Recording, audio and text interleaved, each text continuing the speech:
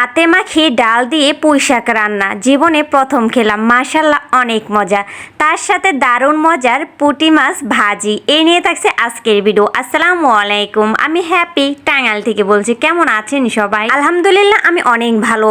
এই তো আজকে ভিডিওটি শুরু করলাম অনেক সকাল থেকে। ঘুম থেকে উঠিয়ে দেখি বাইরে একদম অন্ধকার আর বাতাস হচ্ছে, বুঝলাম বৃষ্টি হবে। এর মধ্যে এই তো ঝমঝম করে কিন্তু বৃষ্টি শুরু হলো। আর সকাল সকালে একটু বৃষ্টি উপভোগ করলাম, অনেক ভালো লাগলো। আর তাই আপনাদের সাথেও একটু শেয়ার করলাম।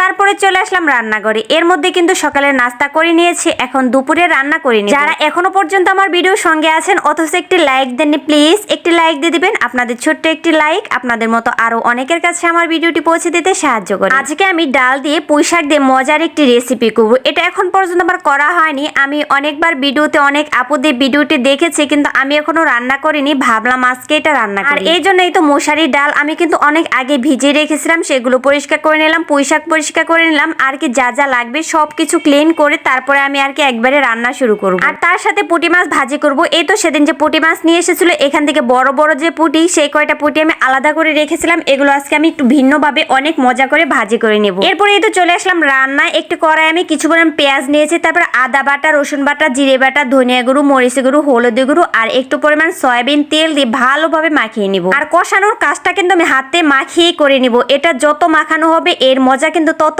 বেশি হবে। যাই হোক, মাখানোর পরে সেখানে আমি কয়েকটা আলু কিপ করে কেটে রেখেছিলাম, সেগুলো দিয়ে দিলাম।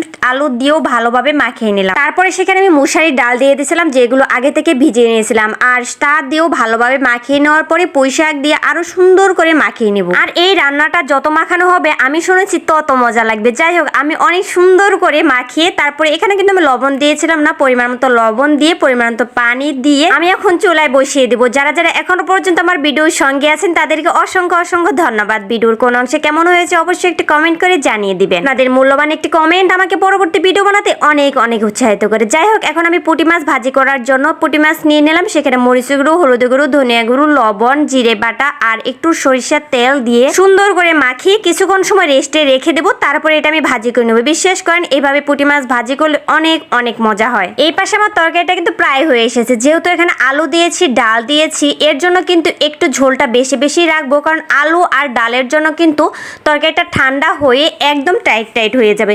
কয়েকটা কাঁচামরিচ দিয়ে দিলাম ভালো একটা স্মেলের জন্য। আমি কিন্তু এখন পর্যন্ত এখানে কাঁচামরিচ দিয়েছিলাম না, লবণটা একটু কম হয়েছিল, আর একটু লবণ দিয়ে দিলাম। এখন আমি এই ডালটা বাগার দিয়ে দেবো, এর জন্য বাগার তৈরি করে নিয়েছি। পরিমাণ মতো তেল দিয়ে পেঁয়াজ, রসুন, জিরা আর 2টি শুকনা মরিচ দিয়ে আমি বাগার তৈরি করে নিয়েছি। যেহেতু এই রান্নাটা আজকে আমি প্রথম খেলাম, আমার কাছে না অনেক অনেক মজা লেগেছে। আর কে কে এইভাবে এই রান্নাটা খেয়েছেন অবশ্যই কমেন্ট করে জানিয়ে দিবেন।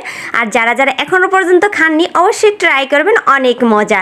যাই হোক, এমনিতে তো পুঁইশাকও আমার কাছে অনেক মজা আর মশারির ডালও মজা, সেই জন্য মনে হয় আমার কাছে একটু বেশি মজা লেগেছে। এই তো দেখেন রান্নাটা কি সুন্দর ইয়ামিও হয়েছে, দেখতেও যেমন ইয়ামি, খেতেও কিন্তু তেমন মজা। আর এর মধ্যে কিন্তু পুঁটি মাছ ভাজিটাও আমি করে নিয়েছি, এটাও কিন্তু মুসমুসে অনেক মজার ভাজি হয়েছে।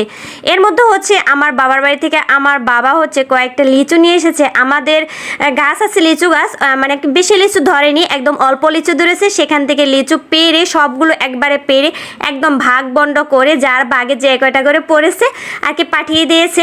আর যেহেতু আমার কাঁচা আম খেতে ইচ্ছে করছিল, এই জন্য গাছ থেকে পেরে কয়েকটা কাঁচা আম দিয়েছে। আসলে বেশি কাঁচা আম দেয় না, কারণ এই আমগুলো পাকলে অনেক মজা লাগে, এই জন্য কাঁচা আম পাড়া হয় না, আমরা পাকলেই খাই।